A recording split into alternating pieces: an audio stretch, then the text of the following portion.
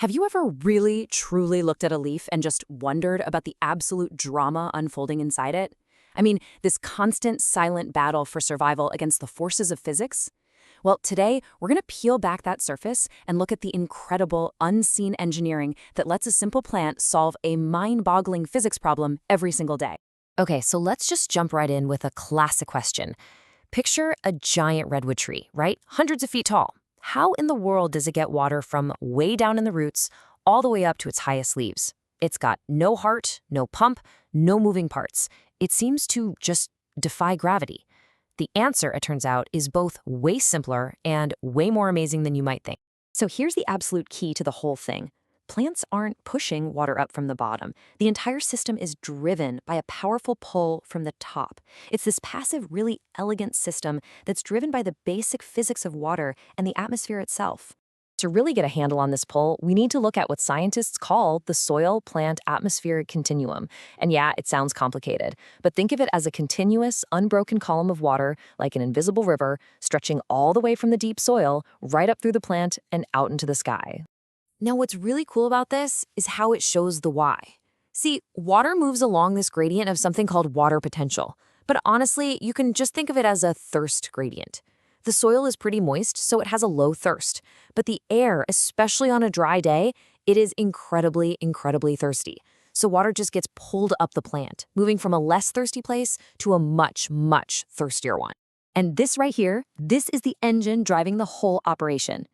On a sunny, dry day, the atmosphere is so thirsty. It creates this powerful vacuum that pulls huge amounts of water up through the plant. But on a cloudy, humid day, the air isn't as thirsty and that pull is much, much weaker. This atmospheric thirst, which scientists call vapor pressure deficit, is the force that can pull water up even the tallest tree on Earth. Okay, so if you've got this powerful flow, how does the plant control it? Well, the answer lies at the microscopic level, right on the surface of every leaf. And there, a constant life-or-death trade-off is always happening. So this is a stoma. It's just one of thousands of these tiny little pores on a leaf's surface. These are the gatekeepers. They're the go-between, the interface between the inside of the plant and that incredibly thirsty atmosphere we were just talking about. And here's the plant's essential dilemma. To do photosynthesis, to make its food, it has to open these stomata to let carbon dioxide in. But the absolute second it does, that powerful atmospheric pull we saw just yanks precious water vapor right out. It's like having to open your front door for a pizza delivery during a hurricane. This quote from the source material just sums it all up perfectly. This loss of water, which is called transpiration, it's not something the plant actually wants to do. It's a passive concession, an unavoidable tax it has to pay to the insatiable atmosphere just so it can breathe in the CO2 it needs to live. So if the plant is losing all this water, its roots must just be working like crazy to suck it up from the soil, right? Well, for a very long time, that's pretty much what we all thought. But some recent discoveries have uncovered a kind of secret weapon that plants have. The old model was simple. Roots pull water from the soil right around them, that soil dries out, and then water from farther away slowly seeps in to replace it.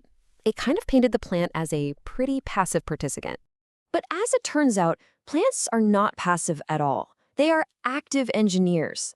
They actually manipulate the soil in their immediate area to give themselves a huge advantage in their hunt for water. Okay, check this out. On the left, you can see how roots actually ooze these sticky compounds that literally glue soil particles to them. It creates what's called a rhizosheath. And these exudates, they form this gel-like stuff that just holds on to water. And the result? You can see it plain as day on the right. That pocket of soil right around the root is visibly wetter than the rest of the soil, even while the plant is drinking from it. It's creating its own little personal, wetter microenvironment. It's amazing. So what happens when this whole delicate balance breaks down? When that pull from the atmosphere becomes too strong and the roots just can't keep up?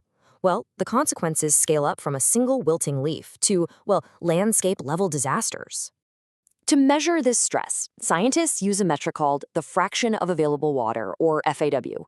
The absolute easiest way to think about it is like a plant's water fuel gauge. 1 means a full tank, 0 means you are completely empty. And here is the critical number. When that FAW gauge drops below zero point 0.2, so less than 20% of the usable water is left, the plant enters a state of severe to extreme stress. It's basically running on fumes. And what happens when an entire landscape is running on fumes? This chart it's just staggering. It shows large wildfire frequency in Oklahoma plotted against that FAW fuel gauge. Just look at that massive spike on the left.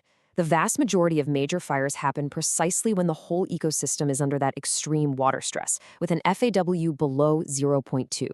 A thirsty plant becomes dry fuel. So this all leads to a huge question in agriculture, right? How do we grow more food with less water? The obvious answer seems to be, we'll just make plants more water efficient. But the science suggests it might not be quite that simple. The key term here is water use efficiency, or WU. It's basically a measure of how much carbon a plant captures, how much food it makes, for every unit of water it loses. You can think of it as a plant's carbon per gallon mileage. And we do know how to improve it. We can use plants that are naturally more efficient, like corn, instead of less efficient ones, like wheat. Rising CO2 in the atmosphere also gives plants a big boost. And, of course, growing things in more humid places reduces that atmospheric thirst, which means less water gets lost for every bit of CO2 that comes in. Now, this table really drives home that point about CO2.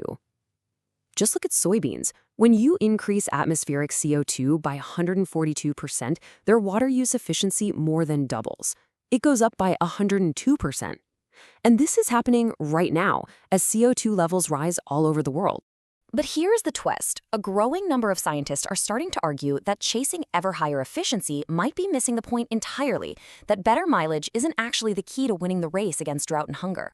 Their argument is that because plant growth is so tightly linked to water use, the real goal shouldn't be to reduce water use, but to increase it, to breed crops that can pull up and use even more water, especially during those critical growth periods. The idea is a plant that uses more water will ultimately produce a bigger yield. So that leaves us with this final fascinating question for the future of agriculture.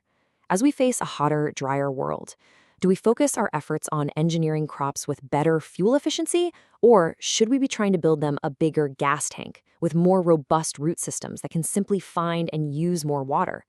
The answer could really shape what's on all of our plates for generations to come.